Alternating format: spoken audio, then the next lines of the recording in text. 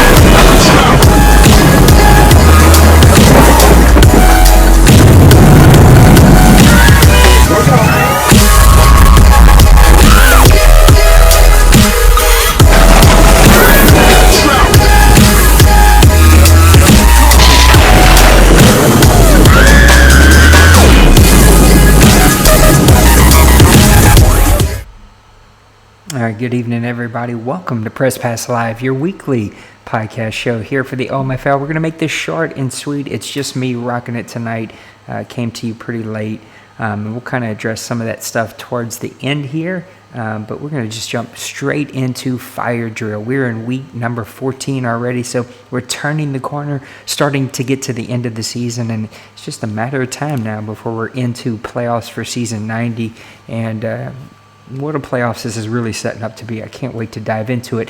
One of those pivotal matchups is what is taking place in the NFC South, where the Vikings, the Bears, and the Lions are all really fighting it out. Even the Packers have been there at times this season. I know that they've kind of had a couple of rough games here, but in this game, the Lions come out with a 45-42 victory with a lot of scoring, over 29 points in just the fourth quarter. They go into overtime, and the Lions get the field goal to win this one. You can look here at the rushing yards, 225 offensive rushing yards for the Lions, 117 for the Vikings, only 174 passing yards, but 358 passing yards for the Lions. An offensive explosion, 583 total yards for the Lions, with tons and tons of first downs. 20 first downs just for them, half of that, 10 for the Minnesota Vikings, who've had a pretty good season, but you can see it was the defense and the turnovers that kept the Vikings in this game. 6 turnovers for the Detroit Lions, only 3 for the Minnesota Vikings, as their defense really stepped up and was able to keep them in this game. Time of possession was pretty close, even with all those turnovers. Ralph O'Neal really struggled today. 3 touchdowns, 400 yards. That's amazing, but the 4 big interceptions really hurt him. Tim Madden, who's been one of the more outstanding rookies that we've had this year, really has been hurting, and that has not played well here towards the end of the season. He throws a touchdown with 2 picks, only 174 passing yards, and you can see the completion percentage for both of these guys was pretty high at 75 and 72 respectively. Rushing yards, Kareem Hunt goes completely off, 209 yards and 23 carries, a 9.1 average and 3 touchdowns. Ezekiel Elliott wasn't to be outdone. He throws in 3 touchdowns himself, but only 102 yards on 4.6 yards per carry. Receiving 12 catches for Hockerson for 199 yards and 2 touchdowns. And then looking at the defense, this is really where the Vikings shine. William Jackson had 11 tackles from his cornerback position. The sacks, Daniel Hunter from LSU, all over the field. 7 tackles on the day, but 3 of them sacks, 1 tackle for loss. And then the interceptions, Ricardo Allen had 2, Eli Stroud on the Vikings side on the Lions side had 1, Clinton Dix, the best name in all of football, had 1, Sanders had 1, and then Mitchell had 1. So lots of turnovers in this game. I think it was 8 combined, 6 of them coming from the Detroit Lions, and they come away with a 3-point victory, a big victory, but the Minnesota Vikings defense was able to keep them in this game throughout. Now we're going to move over and look at some playoffs here. Let me see if I can't get us to some standings. See if we can give you a little bit better idea. We're actually going to start here in the AFC, where the playoff race is starting to really heat up here. You got the Tennessee Titans currently in the number 1 seed at 11-2. The Kansas City Chiefs at 10-3, the number 2 seed. The New England Patriots at 9-4, the number 3 seed. The Bengals at 9-4, the number 4 seed. And then the surprise, Denver Broncos 11-2 at the number 5 seed.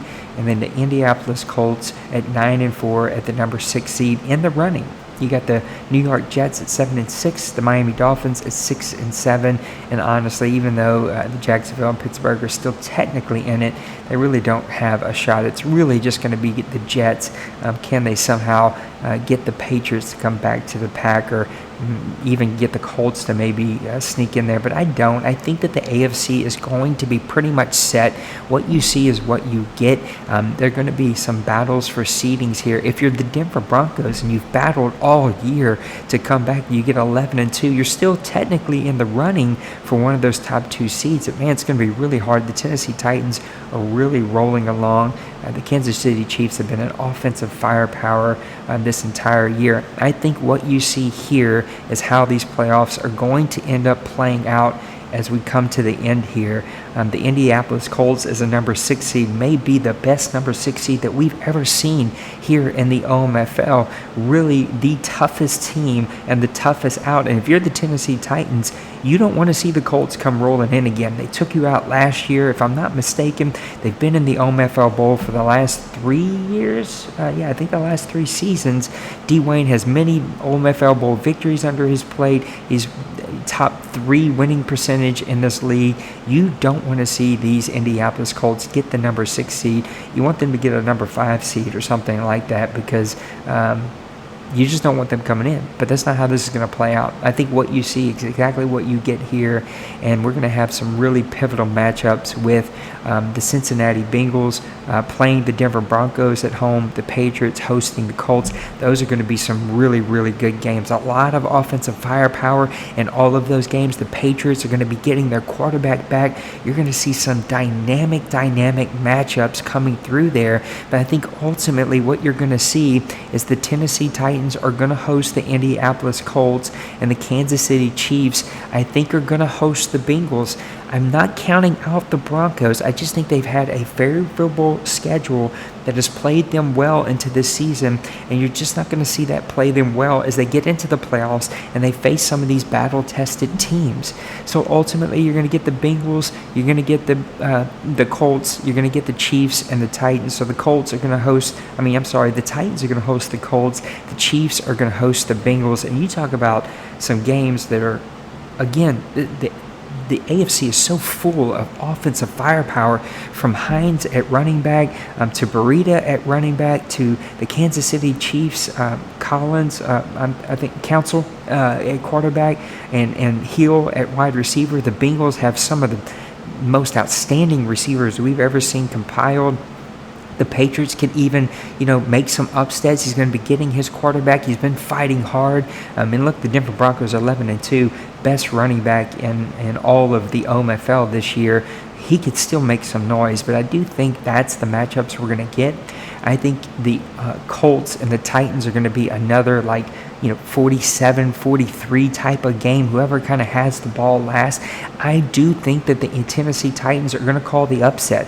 Colts have had a couple of down games so far this season. He's dealing with a real-life human injury to his arm. That's maybe thrown him off. I do see Dwayne getting very focused as he gets into the playoffs. He's going to have his entire team back, and that team can be, the way they play offense can be really tough to battle against.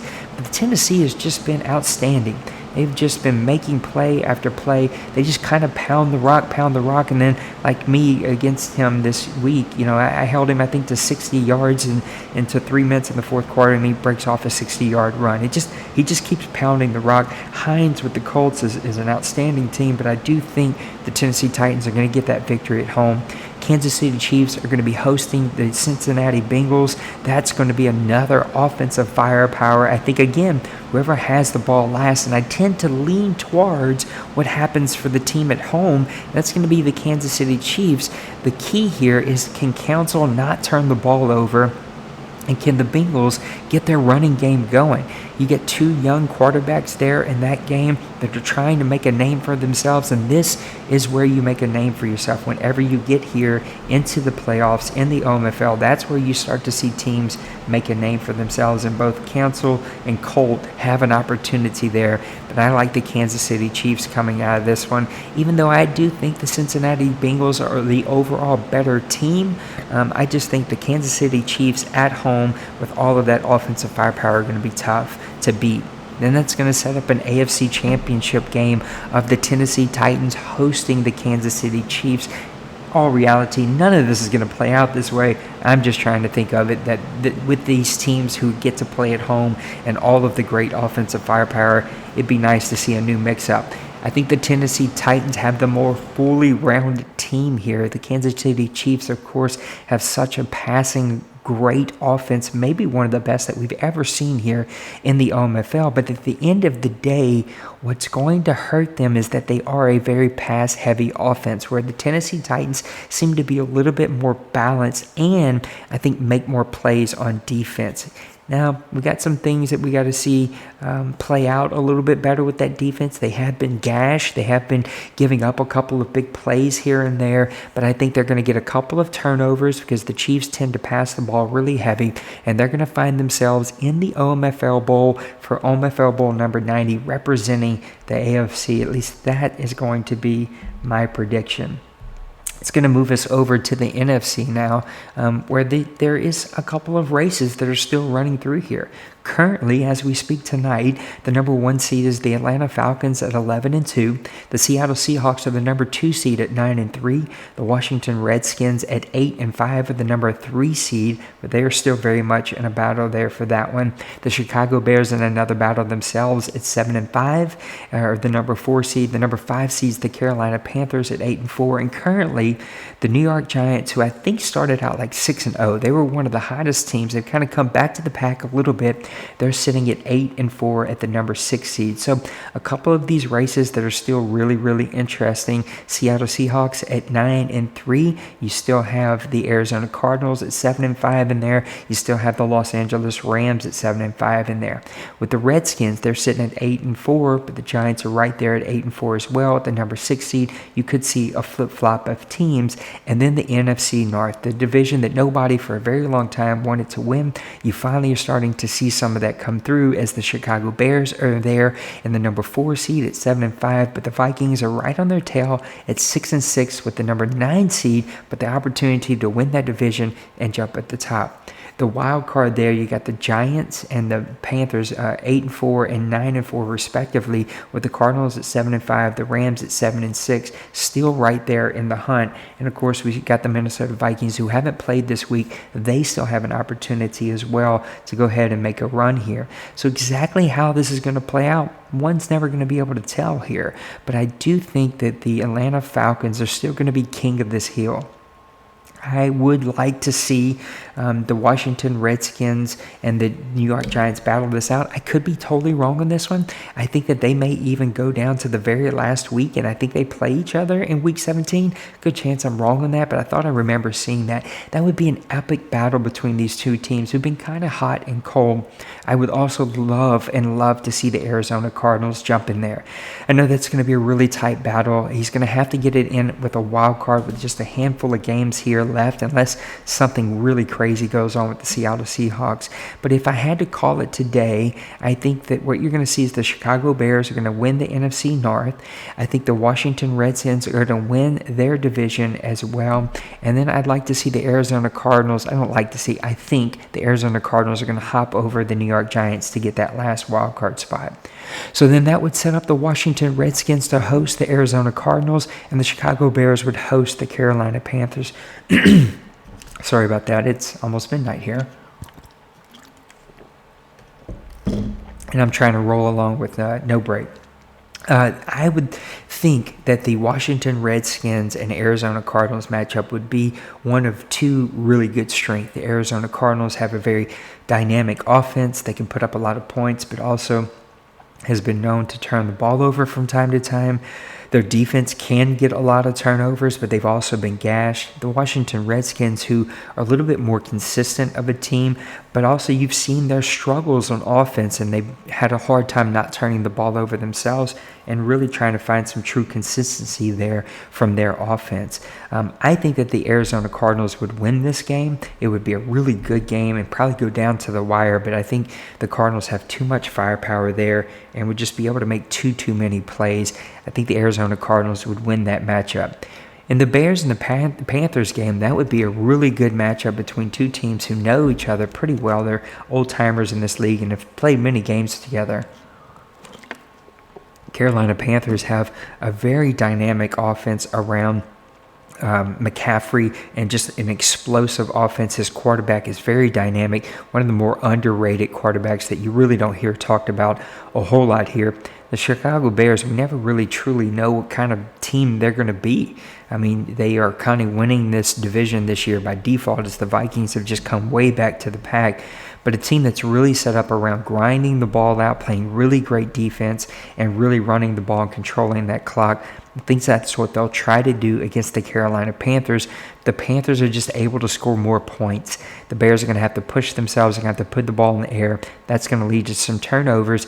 And in something we never really see happen a lot here, I think the two lower seeds would win this game in the Arizona Cardinals and the Carolina Panthers, and they would go on to the next matchup, which would ultimately be the Atlanta Falcons hosting the Carolina Panthers in the third matchup this year. And then the Washington Redskins would be hosting, the Seattle Seahawks. That's who it was. Man, it's getting late. Sorry. The Seattle Seahawks would be hosting the Arizona Cardinals in the third matchup between those two teams. So 2 games of division rivals would match up in this one. And I do think that the two teams who've won a majority of these games would continue to win, both the Seattle Seahawks and the Atlanta Falcons. I think they both hang tough. Give the Cardinals and the Panthers credit. I've seen both of these teams hang with both the Seattle Seahawks and the Atlanta Falcons very close and very tight. It just seems to be, as the game progresses, both the Seahawks and the Falcons just continue to chip away. They continue to use a lot of firepower. They put you in really dynamic positions on their defensive side of the ball that just causes you to make a mistake or two, and they're able to turn those mistakes into points. Atlanta Falcons and Seattle Seahawks set up for another great matchup in the NFC playoffs for the NFC Championship game, I think, for the third year in a row. The last year, I called that the Seattle Seahawks would upset the Atlanta Falcons, and it ended up being a blowout and kind of got away from the Seattle Seahawks late in that game. I just, again, think the Atlanta Falcons are too good again. That defense swarms you even when you feel like you have the right offense called against him before you can pull the trigger. He's all over you, making the sack, and just has too many weapons. Seattle Seahawks have a lot of good receivers. They've struggled finding that balance in the running game, and that's tended to hurt them at times this year. And I do see that some way, somehow, the Atlanta Falcons are going to come away with another victory to represent the NFC in OMFL Bowl 90 and set up a really, really good game between both the Tennessee Titans and the Atlanta Falcons. But until someone proves otherwise, I'm going to take the Atlanta Falcons to win OMFL Bowl number 90. I think that game would be somewhere in a 34 to like 24 type of game. I think that Atlanta jumps out quick, tries to run the clock out with that running game.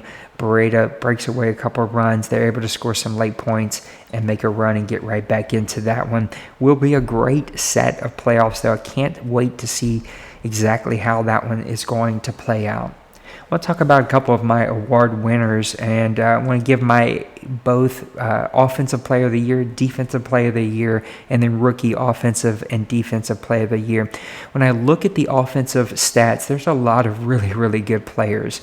You've got Philip Lindsay, who has probably going to win the OMFL rushing title this year.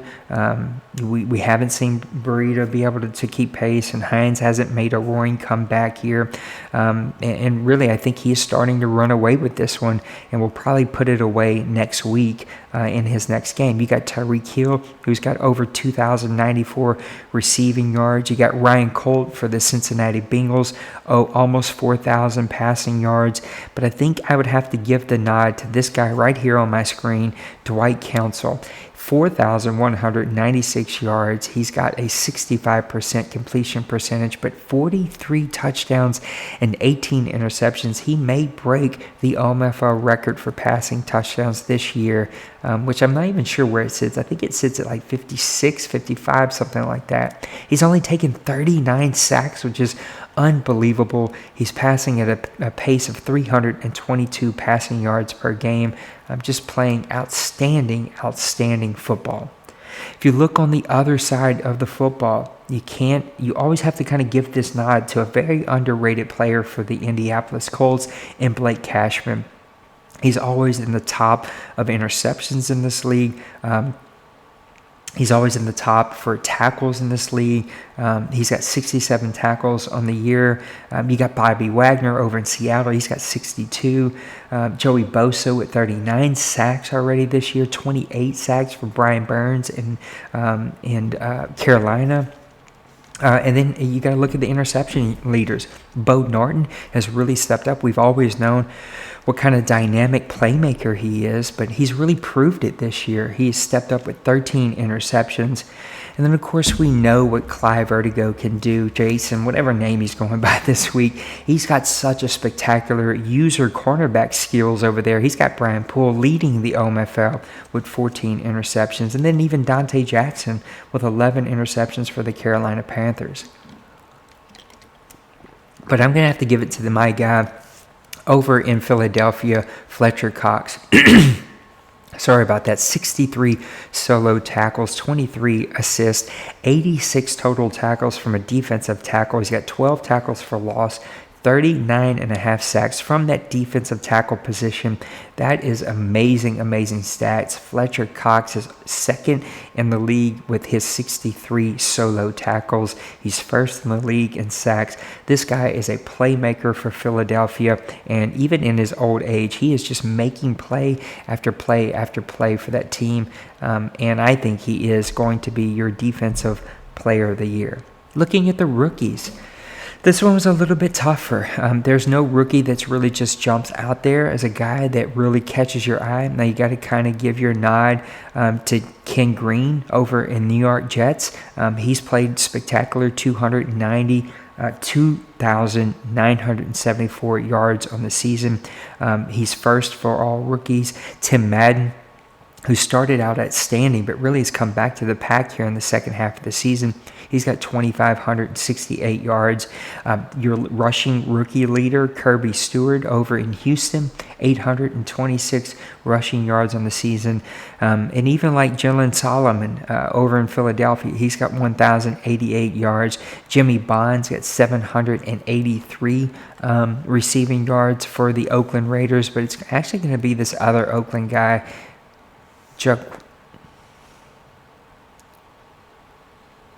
Quanshan? I think it's Quanshan. I don't know. I'm terrible at these things. I'm tired. It's almost midnight. I don't know what I'm even talking about right now. But Quanshan Wiggins, I'm going to go with Quanshan. He's got 1,192 yards on 75 receptions for the Oakland Raiders. This guy's averaging almost 100 yards per clip. He's only got 4 touchdowns, but those yards and those receptions are really amazing from a rookie receiver. For a team that's still trying to figure out some of their offense, he's going to be my offensive rookie of the year. Looking on the defensive side, this one's a little bit tougher, trying to pick a guy that really stuck out as a player that caught your eye. Look, Vaughn Dawson is second in tackles with 34. B.J. Durant, he's got 34 for Baltimore. You got Cedric Barrett for New England. He's got 5 sacks. Dwight Calhoun for Carolina. He's got 5 sacks. But it's really going to go to this guy here. Let's see if I can find him. He's going to be pretty far down this list, isn't he? Let's see. Nope. Why don't we do this? This is the much easier way to do this. I don't know why I didn't do this to begin with. Well, we're going to go to Braden Conrad as our Defensive Rookie of the Year. He's got 36 solo tackles, which is going to put him number 1 in the OMFL amongst rookies. 24 assists coming from his free safety position. 1 tackle for loss. 3 interceptions, which is number 1 of all rookies here. And he's just a guy from Tulane that's been making plays here for the Cincinnati Bengals. I don't even know what pick this guy is. I don't think he was a super high pick. Let's see. I know they list this. Help stats and contracts. It'll tell me here. Oh, he's a first-round pick. I was completely wrong on that. Well, the first-round pick for the Cincinnati Bengals is paying off for him. This guy has just, Braden Conrad has just been making plays for him. Look, he's not running away with this. It's going to be a very tight race. No stats on any of these rookies really jump out to you, but I do think that this will be a very good race between a couple of really good players, and it'll be interesting to see exactly what others think is going to happen in this race. And that's going to bring us to our mailbag as we kind of wrap it up. And we actually don't have all of that many questions today. I think we actually just have 2, and they're actually both a little bit funny, coming from our buddy Denbrew, who's always trying to get his questions up here on the show. And I appreciate that. I appreciate exactly what he is trying to do by giving us some content to talk about. And again, this is a little bit later than I wanted to go, but I needed a little bit of a breather before we jumped into the show, but I'm glad that we were able to get this knocked out. And I see that one person has been hanging in there with me. So he says, hypothetical question: if you have $10,000 to wager and your only options are D-Money winning his 5th OMFL Bowl or the field, who are you taking? I think you've asked many combinations of this question a couple of different times. You know where my money's at. You got to put your money where the smart money is. Depends on the odds, what kind of odds we're getting, what kind of money or kind of points are we having to lay down. But I think my money would end up going on D-Money unless it's some kind of crazy like 14-point spread or something like this. And then have some have speculated that the tattoo on Joe Exotic's right arm is actual liver Koch. Can you confirm or deny this rumor? When it comes to anything from a guy named Little Koch, I don't confirm or deny a thing. That guy sounds like he's got a scary name, and I'm probably going to go ahead and just leave him alone. And I'm going to tell you probably should as well, Denbrew. Let me talk about a couple of our sponsors, and I'm going to wrap it up with just some kind of state of where we are as a league. A couple of our partners here, daddyleagues.com. You guys know what Poppy means to our community. We could not have an outstanding Daddy Leagues page as the one that we do. You can see it right here without Poppy and all the great work that he does. He's just been a really good supporter of us, and him. We've been Daddy Leagues members, I think since it began, for many, many, many years. Even though my profile doesn't say it's been that long, I think I had multiple profiles and got mixed up. But daddyleagues.com, if you run a Madden League, you need to go there. Leaguecrawler.com. Matt runs the most amazing Madden League website that's out there. It is such a tool that should be used by the Mad community. He's got a great Discord, just a lot of really cool stuff. I'm a big fan of Matt and what Matt does, and I think that you guys should be as well, and you should really go and support Matt and the work that he's putting out there. And then our buddies over at Soden Bowl, sodenbowl.com. Soden Bowl is our Xbox partners. We try to send anybody who's looking for an Xbox League over to Soden. Some of the most amazing content that you've ever seen produced. I wish I had that amount of time to really dive in there, and I wish we had guys that had more of that skill set that they could lend the league. But man, they just put out some really amazing stuff. If you're looking for good content, go give them a follow on YouTube and Twitter. They just put out some really good stuff, and we'd appreciate it if you support them. And then finally, our buddy Shopmaster, shopmaster.com. I haven't heard from Shop for a while, so I hope that all is well with him. Puts out some really amazing 2K and Madden content. He's always going to be on the cutting edge this summer as more Madden information rolls out. So make sure that you go and you support Shopmaster. And that's going to kind of bring us to the end of our show, which is going to bring me to something that isn't super fun to talk about, but I kind of want to be open and honest and transparent. And that may mean that some of you disagree with me doing this, and I apologize. That my ultimate goal isn't to do things that guys don't agree with, but I got to stay true to myself. And I've been running this community. Look, I think we're over 20 years old now, if I did the math right. No, next year. So we're 19 years old this year. So 19 and a half years old. We'll be 20 years old in January. And for the 19 years, I think I've ran it for 15 years myself. I played in it for 15 of the 17 years. I think there was 2 years I took a break from it because I was running the grown folks community. And there was a time when I stopped playing PC, and there was a moment between PC and we got the ability to host it on PlayStation 3, I think, back then. It was, it's been a long journey, and in that journey there have been moments where I've had to get off the bus. I've had to kind of go do my own thing for a bit. I've had to take a break. Being a commissioner can be pretty hard and pretty heavy at times. It's kind of what you signed up for, right? It's it's part of the business. It's part of running these leagues and running them the way that I do, which means that I put in 30, 40, 50 hours a week into this community as a whole, just like rules and FPR and messages and content and kind of everything combined, and graphics and just kind of all of it. And that kind of can wear you down, especially I think during COVID-19 here. I think everyone's been a little bit high-strung, and to be honest, attitudes I think from everyone, including myself at times, have been pretty poor and have not been healthy or beneficial. And I think you guys have also, all of us, have been dealing with a game that hasn't been super enjoyable, and not something that we've really loved for the past 3 years. 17, 18, 19. I think it really started 18, 19, and then 20 really has turned into a game that honestly not a lot of us love. And I think combine COVID-19 and kind of the extra stress that a lot of people have in their lives right now with the fact that it is a game that not all of us enjoy, it's kind of led to some frustrations boiling over. And so I've decided that next season is going to be our last season. So we're going to do this draft, play next season, do one more draft for imports, and then take a break. I think number one, by then we'll probably be, I got to sit down and do the math, but we'll probably be in June, mid-June, late June, somewhere in there, and we're all going to be locked up for 2 months, 2.5 months, 3 months. So we're all going to want to be outside with our kids and our family, and sports may slowly start back up. And so I think normal summers are tough, and this is going to be an even tougher summer. So the break will do everybody good. But during that time, I'm going to take a step back, and I'm going to kind of unplug from the community and decide if I am the person that needs to continue on, or if maybe my time here has come to a close, and maybe it's time for me to move on to start some new adventures and start some new things.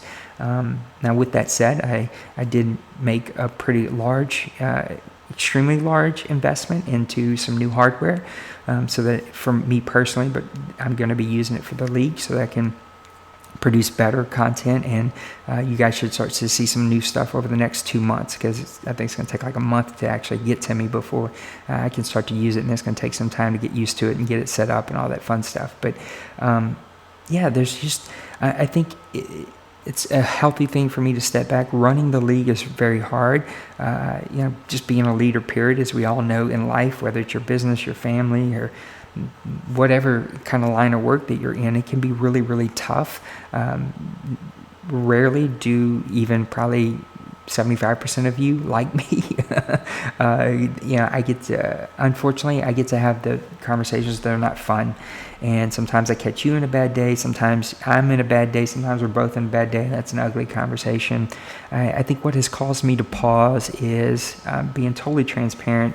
I think some of the board is kind of sick of me, to be honest. I got to own that, and I've caused a lot of that. I've allowed frustrations to boil over. I don't do well when people are not solutions oriented, when they're not positive. I know our chat's been really negative because of COVID-19, because of the game, and when people just complain to complain and do those things that are just like super negative and then take pop shots. I get pretty disappointed in that, and then when I feel like I'm taking pop shots back, I get disappointed myself. And so I don't know. After next season, the 20-year history of this community may be coming to a close, and maybe time to go and do something else. And there are a lot of other great Madden leagues here, and look, we'll cross those bridges when we get there. If we get there, I may take this break, and may be good for all of us, and we may get excited about the new Madden. And may need to make some changes on the board, and find some people who just can take a break from me, and get some new people to come on and help. I don't know. I have no clue what's going to happen. At the end of the day, I want what's best for this community. I know that there'll be people who maybe don't believe it or don't want to believe it, but my intentions are pure for this community, and I really do strive to be a nice dude and a good dude. And look, I'm a pastor in real life, and I want people to have a healthy, fun place to be. And sometimes as adults, we do things that we're all embarrassed by, or that we don't enjoy, and then our competitive juices get flowing, and we really, sometimes we do things that maybe we're not super proud of. And so I'm right there with you, and I do that often myself. And so I think we're in need for a break. The break will do us some good. We'll continue to plan for OMFL 21, and we'll cross any bridges that we need to cross kind of as we get there, after we kind of progress through the summer. And that's kind of where we are, and that's the kind of honest truth. I'm really going to be super intentional about not being as what's the word I'm looking for, as available on Discord. I think I need to take a step back so that I think through and don't react through my interactions with people, and then I really approach them in a positive vein and have positive conversations. And so you'll probably see me a little bit less around, and really thinking through DMs that come in and PMs that come in and FPR conversations. You probably will see some changes in leadership one way or the other, if we do continue to be a community after Madden 20. So that's where we are, guys. I'm going to try to keep our shows here positive. I think when we try to keep them entertaining and we try to give a different perspective, people get real put out with what's said on this podcast, even though it's supposed to be entertaining and fun. So I'm going to just try to keep everything super positive and keep my stream super positive. And we'll see where we end up after next season. But I'll be taking a personal break, and we'll see if we come back for Madden 21. So I hope you enjoyed the show. I hate that came on the very end, maybe a little bit damper at the end of the show, but we got out of Press Pass Live. The playoffs are around the corner. COVID-19 is starting to turn the corner, so hopefully here soon this extra stress will be kind of off of us, and we can all begin to heal through that process and really get ready for the summer and enjoy our summer. And hopefully everything turns out good, and we come back for Madden 21. But if not, this has been a fun 20 years, and I hold my head up high about what we built and the community that we've created. And 20 years, no one else can say that, but we can. And so whether it ends or continues, it's been a fun journey, and you're going to hopefully notice some changes in me as I continue to strive really, really hard to be what this community needs. But enough. I've rambled on. It's midnight. I need to go to bed. You need to go to bed. I love you. Hope you have a great week, guys. God bless you. We'll see you next week. Peace.